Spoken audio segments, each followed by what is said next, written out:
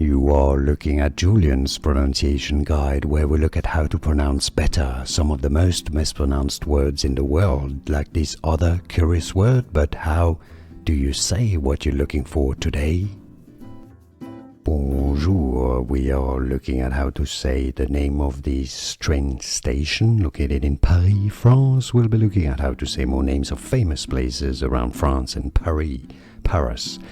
Gare de Lyon. Gare is French for train station, and Lyon is, of course, another big city in France.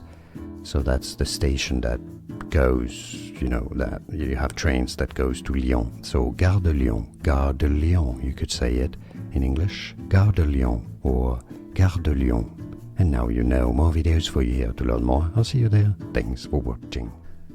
Here are more videos on how to pronounce more confusing words and names too many mispronounced. Like this video if you found it useful. I appreciate your support. I'll see you soon and thanks for watching.